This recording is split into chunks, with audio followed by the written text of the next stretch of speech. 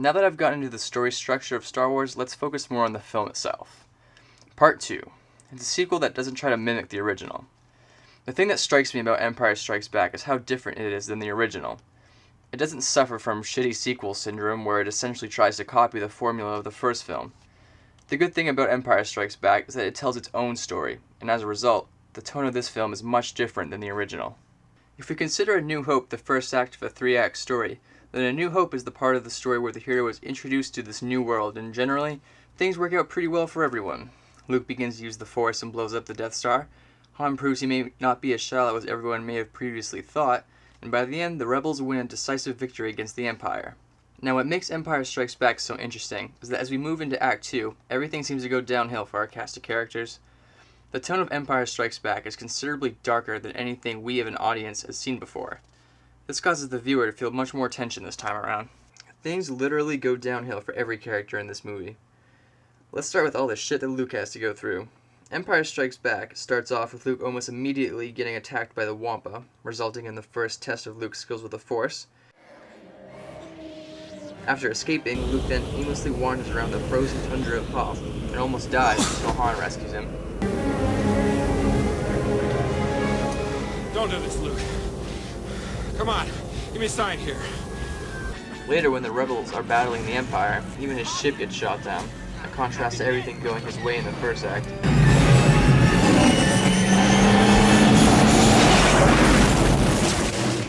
Later on in the film, Luke then goes against Yoda and Obi-Wan's advice and decides to stop his Jedi training in order to save Han and Leia vis-a-vis a premonition he has. I will. And I'll return. I promise.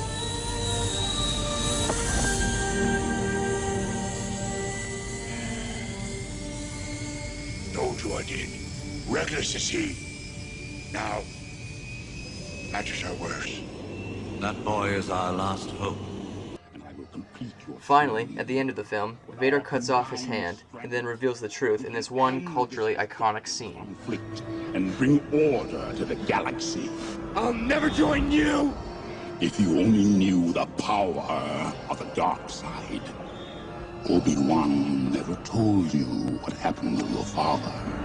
He told me enough. He told me you killed him. No. I am your father.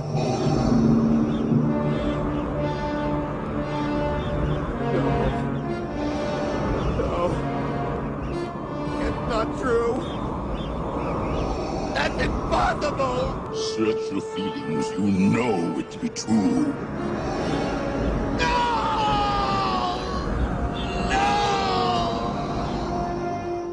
While I'll get into the actual fight later, this revelation scene to Luke almost goes beyond Star Wars in a moment where the viewer is so captivated and emotionally involved in the characters and what's going on that it's pure movie magic.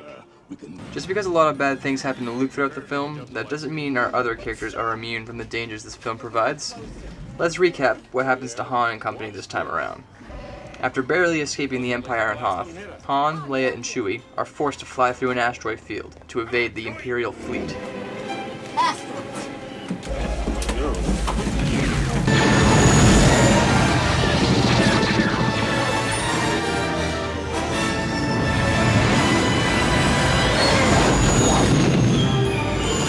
They escape and hide in a cave.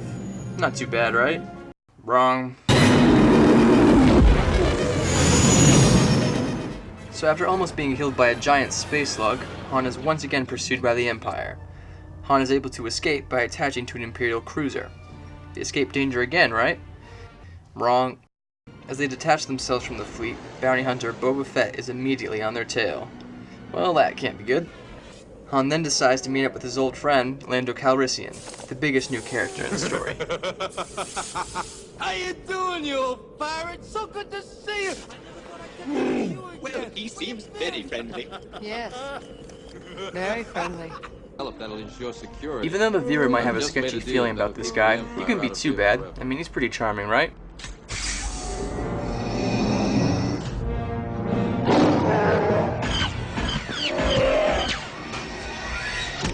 We would be honored if you would join us.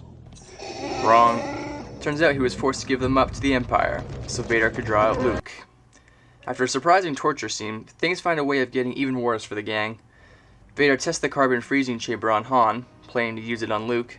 And in another iconic scene, Leia confesses her love to Han. I love you. I know. Director Irvin Kershner and Harrison Ford very wisely chose to avoid any cheesiness by not having them say, "I love you too," as was originally scripted. Instead, Harrison improvised the line with, "I know," which makes way more sense with what we know about his character. So Han makes the ultimate sacrifice. Once again, in contrast to the end of the last film, where he helps Luke destroy the Death Star. What?